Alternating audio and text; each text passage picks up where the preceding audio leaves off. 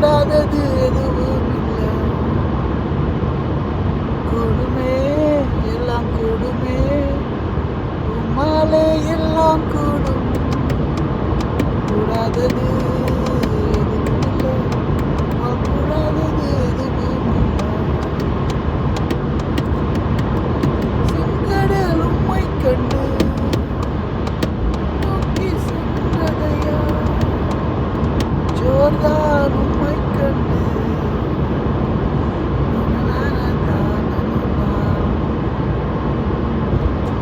எப்படியோ கர்த்தர் நமது வலது பக்கத்தில் நமக்கு நிழலாக இருக்கிறார்.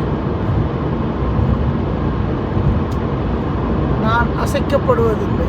கர்த்தருடைய பிள்ளைகள் எப்பொழுதும் நம்மள்ட்ட இருக்கா இல்லையா,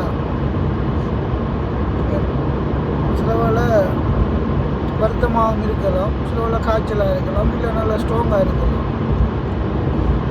எப்போவுமே அவர் தான் நம்மளோட பலன். அவரை நாங்கள்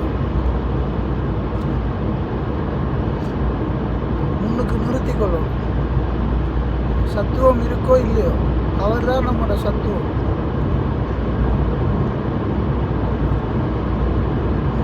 சூழ்நிலைகள் பிரச்சனையாக இருக்கிற நேரத்தில் மட்டும் இல்லை, சூழ்நிலைகள் நல்லா இருக்கக்குள்ளேயும் கர்த்தரை அண்டிக் கொள்ளும். அப்போ தான் அந்த பலனை நம்ம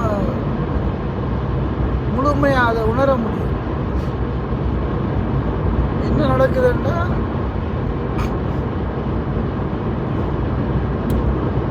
கர்த்தரை சோர்வான நேரங்கள், வியாதியின் நேரம், வறுமையின் நேரம், இக்கட்டு நேரத்தில் மட்டும் அவரை கூப்பிட்டு தான் அவர் உதவி செய்கிறாரு. அதுக்கு பிறகு நாங்கள் மறக்கிறோம்.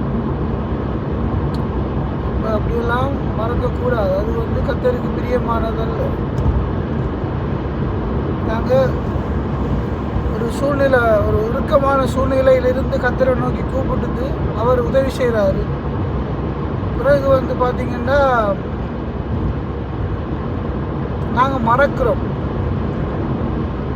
அப்படி நாங்கள் மறக்கக்கூடாது. அந்த சூழ்நிலையை கடந்ததுக்கு பிறகு நாங்கள் கர்த்தரை மறக்கக்கூடாது.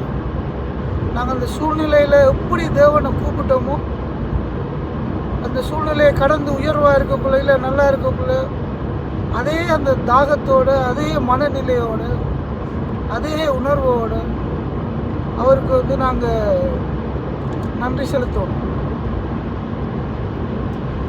ஏன் நாங்கள் திரும்ப அந்த ஒரு கட்டத்தை உயரலாம் இருக்கிறோம்னு பார்த்தீங்கன்னா, நம்மளோட தேவைக்கு மட்டும் அவரை கூப்பிட்டு பிறகு மறக்கிறோம்.